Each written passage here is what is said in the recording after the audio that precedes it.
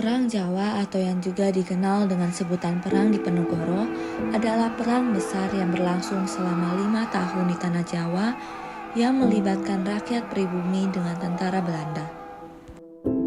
Perang yang syarat dengan perjuangan, penghinaan, penindasan, perlawanan, dan kesengsaraan itu kini telah berlalu 2 abad sejak pertama kali dimulai.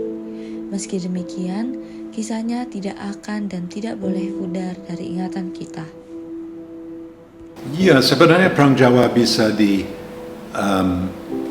dikisahkan dalam 3 kata. Saya mau di-respect. Ya, I want my culture, my language, kuliner, cara saya berpakaian, agama saya, semua dihargai.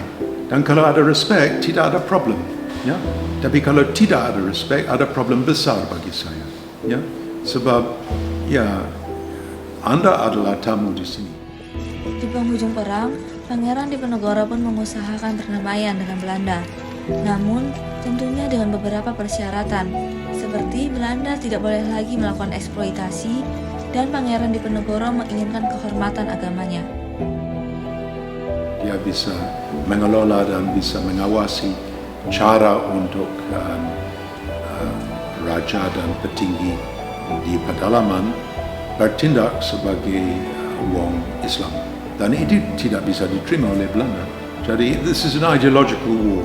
It's about respect, it's about harga diri dan ya semua yang masih bergulir sampai sekarang.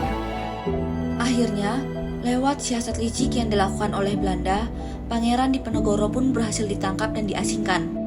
Namun dalam pengasingannya, ada 3 tokoh negarawan kolonial yang adalah pahlawan bagi Belanda. Siapakah mereka?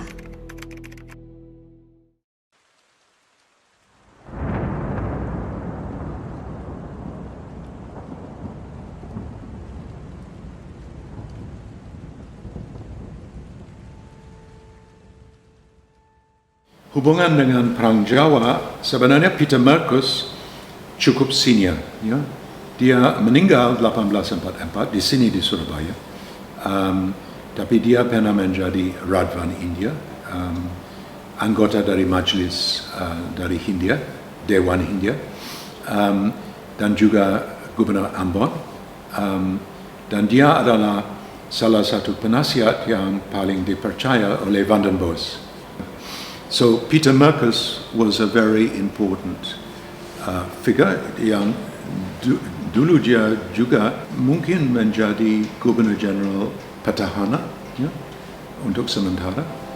Dan seumpamanya dia tidak meninggal muda, mungkin dia bisa menjadi Menteri koloni di Belanda atau lain-lain. Tapi dia meninggal dan dimakamkan di Peneleh di sini. Ya. Mengenai Diponegoro, dia memberi nasihat kepada Van den Bosch mengenai bagaimana menghindar ancaman dari satu perang ideologi lagi. Perang ideologi yang berpaling kepada agama Islam. Peter Mat adalah seorang lawyer, trained as a lawyer. Ya. Kalau Peter Mat itu bukan kelas A, is it more kelas B figure. Ya. Dia orang yang sejajar dengan Marcus di dalam umur, juga digembleng dan diformasikan secara profesional sebagai seorang lawyer. Dan dia bertugas, ya hubungan dengan Perang Jawa adalah bahwa dia bertugas sebagai residen dari Manado dari 1827 sampai 1831. Dan waktu Diponegoro dikirim dalam pengasingan ke Manado, Peter Mat yang harus melaksanakan kebijakan bagaimana tempat ditempatkan Diponegoro dan 19 pengikut dan keluarga di mana. Jadi Peter Mat dan Marcus menarik. Kalau J.B.J. de Perez bukan dari generasi yang sama dengan Peter Mat dan Marcus sebab dia lahir mungkin 10 tahun lebih junior daripada mereka. Dan hubungan dengan Diponegoro menarik. Dia menawari Diponegoro kesempatan untuk pindah tempat. Dia bilang, Tuan, situasi untuk kita orang Belanda lebih longgar sekarang. Kita tidak was-was dengan perang apakah Tuan mau pindah tempat ke tempat yang lebih asri? Dan Diponegoro bilang tidak. Makassar sudah menjadi kampung halaman saya. Apalagi seperti sekarang, saya kehilangan putra kedua yang sudah dimakamkan di Kampung Melayu. Saya sekarang mau dimakamkan di dekat pusaran dari saya punya anak, supaya saya bisa tinggal seabadi di Makassar. Saya tidak mau di layon atau jasad saya dipindahkan. Saya mau tinggal di Makassar. Bagi Belanda, Perang Jawa menimbulkan kerugian yang sangat besar. Untuk itu, Belanda menerapkan sistem tanam paksa yang memaksa masyarakat pribumi untuk menanam tanaman yang menguntungkan pemerintah kolonial, bukan tanaman yang mereka butuhkan untuk memenuhi kebutuhan sehari-hari. Hal ini menimbulkan kesengsaraan dan penderitaan di antara masyarakat pribumi. Meskipun demikian, dalam Perang Jawa ini Belanda secara tak sengaja menanam biji-biji perlawanan di dalam Karma. Karena siapa yang dapat menyangka bahwa sebenarnya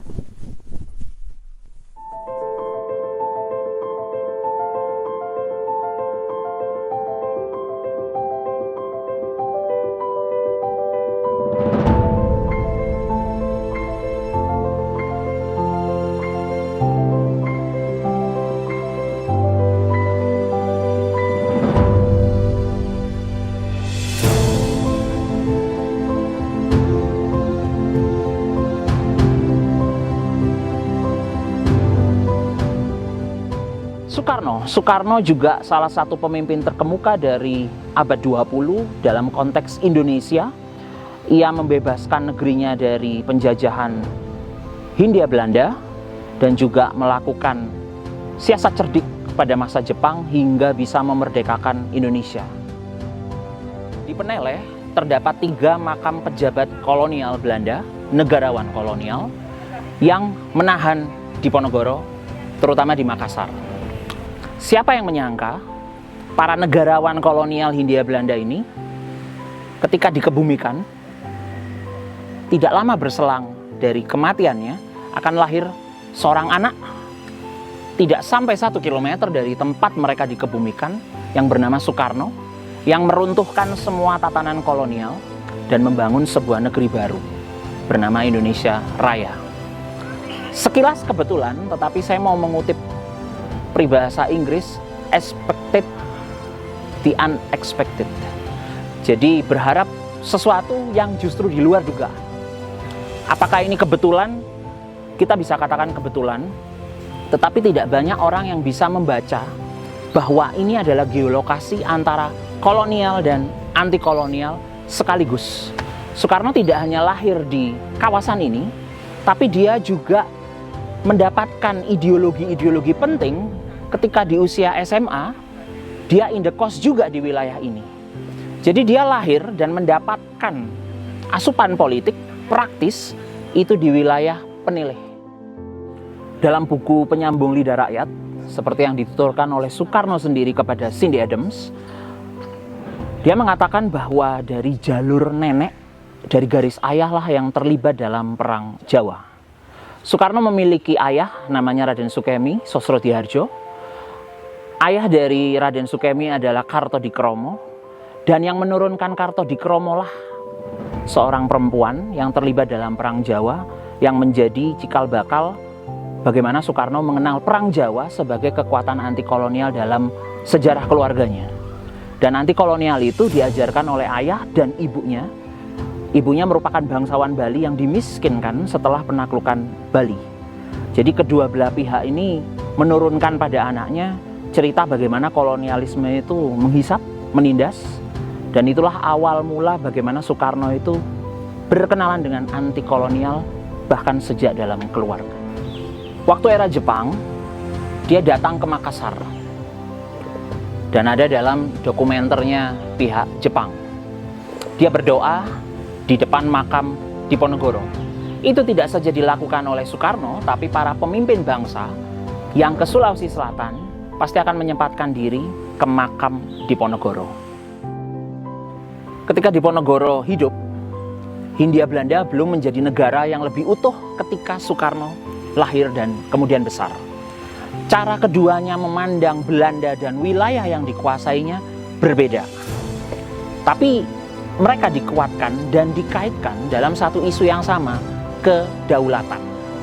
Diponegoro ingin menegakkan kedaulatannya sebagai penguasa Jawa karena dia melihat tatanan Jawa yang terlalu diintervensi Belanda menjadi hancur. Dia ingin menegakkan sesuatu yang baru dari tatanan Jawa yang hancur itu. Pun Soekarno, dia melihat tidak ada lagi jalan keluar selain kemerdekaan Indonesia karena dia menginginkan keadilan sosial yang lebih dalam mengadministrasi wilayah di mana Hindia Belanda dulunya pernah ada. Jadi keduanya memang berjuang di zaman yang berbeda, tapi isunya adalah kedaulatan di masing-masing kepentingan para pemimpin politik ini. Dan pada akhirnya, benih-benih karma yang ditanam dalam peran Diponegoro kembali dituai oleh Belanda. Karena pada 17 Agustus 1945, suara kemerdekaan yang bergema di seluruh tanah air menandai berakhirnya penjajahan dan bangkitnya sebuah bangsa yang merdeka. Demikianlah memandang kembali Perang Jawa dari mata Surabaya, di mana warisannya dapat ditemukan di makam Peneleh dan di rumah kelahiran Soekarno. Makam yang tenang dan damai tersebut, beserta tokoh-tokohnya, telah diingat kembali dalam Perang Jawa yang pernah terjadi 200 tahun yang lalu. Begitu pula dengan semangat perjuangannya yang harus kita teruskan di masa sekarang ini.